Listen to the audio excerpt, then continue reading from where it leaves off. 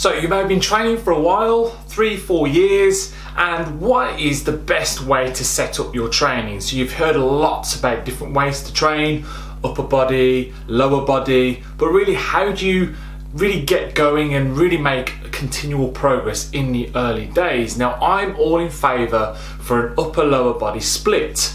This really helps you in the early stages to put down the foundations. And really a lot of people are quick to change things up. An upper and lower body split, I believe, is something that you can maintain for a few years, even 3-4 years, and you'll be able to make significant progress with an upper lower body split. So I'm going to go into how to set that up and how that would look with your frequency, the amount that you would do, and how you would split it up, what muscle groups you would hit from session to session. So what would your upper lower body split programming look like over the week? And I'm going to give you 2 variations of this program. So what we've got here is a training day rest, training day rest, training day format throughout the week. So Monday you would hit an upper lower body split, then you'd rest, Wednesday upper lower, Thursday rest, Friday upper lower, and then Saturday Sunday rest. Now on these rest days here you can make sure that you're covering a certain amount of steps, your knee output is up, and you might start to implement some sort of steady state cardio. But in the early stages, 3 sessions a week, upper and lower body split sessions, is a great place to start. And this is the second variation. We could look at putting Monday and Tuesday where we're doing an upper and lower split, then resting on a Wednesday, Thursday, Friday, upper and lower split sessions, and then on Saturday and a Sunday is rest. Obviously, again, we can look at bringing in some sort of steady state cardio if we need to. Now, this is for someone who feels that they can recover well, and it's also going to need a little bit more programming attention to this, because if we're training here on the Monday, you may put this as more pull dominant movements. So you'd be looking at your back, biceps, hamstrings, glutes, that posterior chain. And then Tuesday you'd look more towards those pushing movements. So you're not doubling up as much and you're able to recover a little bit more. There's no point putting a lot of push movements here and a lot of push movements here, because you're not going to feel great going into the Tuesday.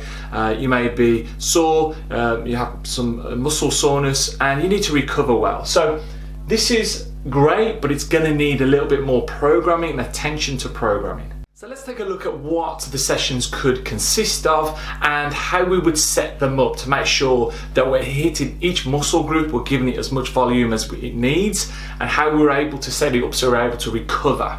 So our Monday could look like this. We could look at working chest, some delts involvement in that as well, legs, and that might be a little bit more kind of quad dominant movements, so a lot of a knee flexion in there, accessory movements, so triceps and abs, and that's what Monday may consist of and how that would look. And then Wednesday we'd try and do opposing muscle groups, so we look at back, legs again, but this might now be more hamstring and glute dominant movements, or like deadlift variations. And our accessory movements might be more biceps and delts. So you can see where we're trying to change things up on that opposing session, so we don't just hit things again and again and we're not able to recover from them, and we're able to give each muscle group as much volume as it needs. Now we're going to look at training volume, how much throughout the week that you can train a particular muscle group.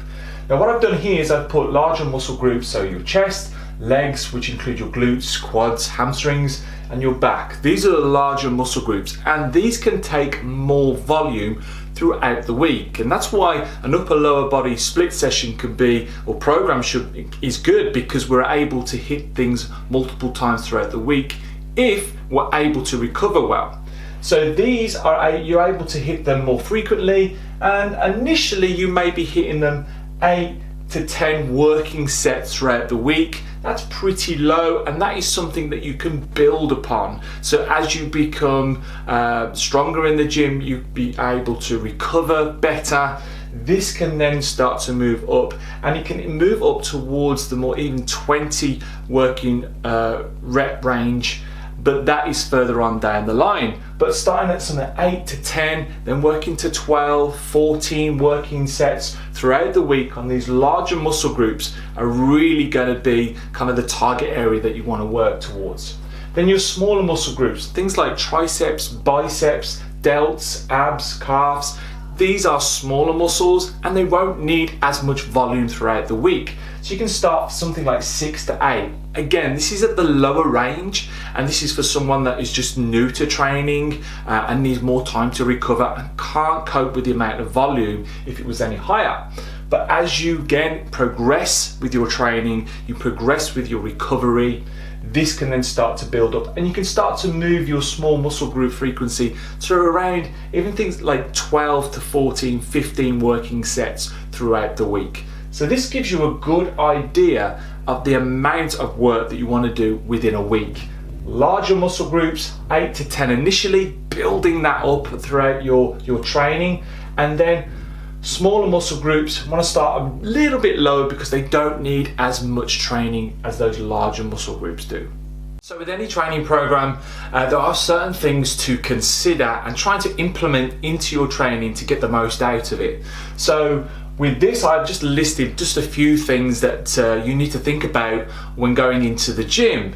The first one is progressive overload, and with hypertrophy, this is key to any sort of real long-term progress. Every time you go into the gym, can you do better? Can you improve on your lasting performance? Now this could be adding a little bit more weight to the bar or the machine only when it is suitable to do so, or can you get a few more reps out of the same weight?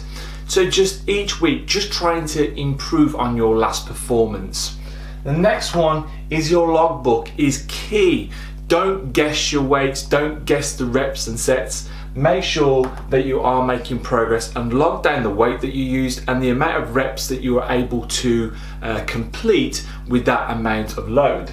And then recovery, very, very key. So make sure that you're setting up your training. Are you doing a Monday, Tuesday split, then rest? Or do you recover better with a Monday upper lower with a rest and then back in on the Wednesday to do an upper lower split session again? So these are just a few things you can consider when implementing into your training.